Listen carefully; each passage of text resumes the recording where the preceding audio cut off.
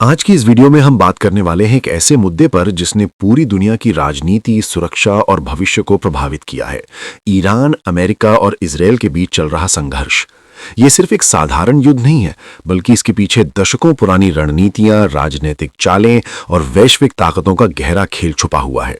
अगर आप सोचते हैं कि ये सब सिर्फ तेल के लिए हो रहा है, तो आपको इस पूरी कहानी को अंत तक जरूर समझना चाहिए, क्योंकि सच्चाई इससे कहीं ज्यादा जटिल और गहरी है। शुरुआत करते हैं इतिहास से। 1979 की ईरानी इस्लामिक क्रांति ने इस पूरे क्षेत्र की दिशा बदल दी। इससे पहले ईरान में अमेरिका समर्थित शाह का शासन था, लेकिन क्रांति के बाद एक इस्लामिक रिपब्लिक की स्थापना हुई जिसने अमेरिका और पश्चिमी देशों के खिलाफ सख्त रुख अपना लिया। यहीं से अमेरिका और ईरान के बीच दुश्मनी की नींव पड़ी। दूसरी तरफ इजरायल पहले से ही मध्य पूर्व में अपने अस्तित्व को लेकर संघर्ष कर रहा था और ईरान का विरोधी रुख उसे एक बड़ा खतरा लगने लगा। अब बात करते हैं शीत युद्ध यानी कोल्ड वॉर के समय की। उस दौरान अमेरिका और सोवियत संघ दुनिया भर में अपने अपने प्रभाव को बढ़ाने में लगे थे। मध्य पूर्व भी इससे अछूता नहीं था। अमेरिका ने इस क्षेत्र में अपने हितों की रक्षा के लिए कई बार हस्तक्षेप किया, चाहे वो इराक युद्ध हो, अफगानिस्तान में ऑपरेशन हो या फिर अलग अलग देशों में सरकारों को प्रभावित करना। इन सभी कदमों ने धीरे धीरे एक ऐसा माहौल तैयार किया जिसने अस्थिरता बढ़ती गई और कई चरमपंथी संगठनों का उदय हुआ। ईरान ने भी इस दौरान अपनी रणनीति बदलते हुए क्षेत्र में अपने प्रभाव को बढ़ाने के लिए अलग अलग समूहों का समर्थन करना शुरू किया। लेबनान में हिजबुल्लाह, गाजा में हमास जैसे संगठनों के साथ ईरान के संबंधों ने इजरायल के लिए खतरे को और बढ़ा दिया। यही वजह है कि इजरायल लगातार ईरान के परमाणु कार्यक्रम को लेकर चिंतित रहा है और कई बार इसे रोकने के लिए गुप्त और खुली कार्रवाइयां भी कर चुका है। अब सवाल उठता है कि अमेरिका इस पूरे खेल में क्या भूमिका निभा रहा है। अमेरिका खुद को हमेशा एक वैश्विक सुपर पावर के रूप में स्थापित करना चाहता है और उसके लिए मध्य पूर्व बेहद महत्वपूर्ण है, खासकर तेल संसाधनों और रणनीतिक स्थिति के कारण।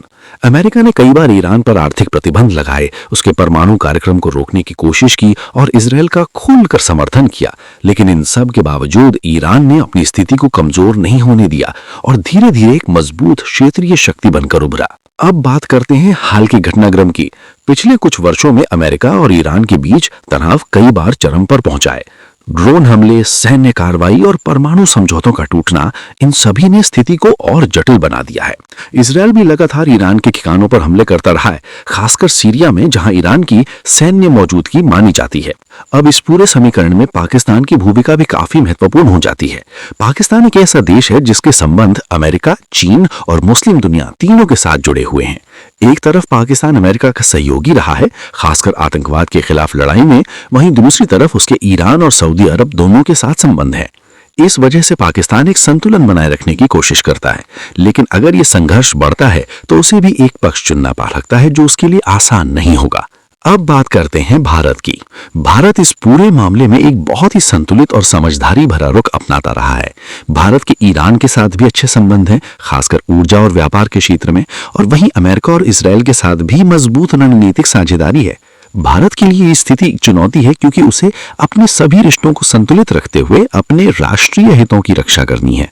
भारत ने हमेशा शांति और कूटनीति का समर्थन किया है और यही वजह है कि वो इस संघर्ष में सीधे शामिल होने से बचता रहा है। लेकिन अगर स्थिति और बिगड़ती है तो इसका असर भारत की अर्थव्यवस्था, तेल की कीमतों और सुरक्षा पर जरूर पड़ेगा। अब सबसे बड़ा सवाल, क्या ये युद्ध सिर्फ तेल के लिए है? इसका जवाब है नहीं। तेल जरूर एक बड़ा फैक्टर है, लेकिन इसके पीछे सत्ता, प्रभाव और विचारधारा की लड़ाई भी है। अमेरिका चाहता है कि वो अपनी वैश्विक स्थिति को बनाए रखे, इजरायल अपनी सुरक्षा सुनिश्चित करना चाहता है और ईरान क्षेत्र में एक प्रमुख शक्ति के रूप में उभरना चाहता है। इन तीनों के हित आपस में टकराते हैं और यही टकराव इस संघर्ष को जन्म देता है। इसके अलावा धर्म और राजनीति का भी इसमें बड़ा रोल है। शिया और सुन्नी के बीच का विभाजन, इस्लामिक बनाम पश्चिमी विचारधारा, ये सभी चीजें संघर्ष को और जटिल बनाती हैं। अगर हम गहराई से देखें तो पाएंगे कि ये एक ऐसा जाल है जिसमें हर देश अपने हितों के हिसाब से चाल चल रहा है। अब सवाल यह है कि आगे क्या होगा? क्या ये संघर्ष एक बड़े युद्ध में बदल सकता है? इसका सीधा जवाब देना मुश्किल है, लेकिन हालात जिस दिशा में जा रहे हैं वो चिंता का विषय जरूर है। अगर किसी एक बड़ी घटना ने स्थिति को भड़का दिया तो ये क्षेत्र एक बड़े युद्ध की ओर बढ़ सकता है, जिसका असर पूरी दुनिया पर पड़ेगा। तेल की कीमतें आसमान छू सकती हैं, वैश्विक व्यापार प्रभावित हो सकता है और कई देशों की अर्थव्यवस्था हिल सकती है।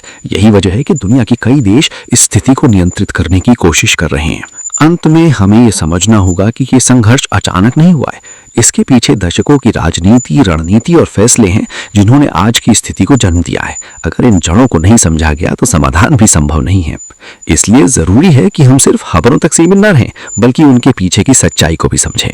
अगर आपको यह वीडियो जानकारीपूर्ण लगा तो इसे लाइक करें, शेयर करें और चैनल को सब्सक्राइब जरूर करें, क्योंकि हम ऐसे ही जटिल मुद्दों को आसान भाषा में आपके सामने लाते रहेंगे। धन्यवाद।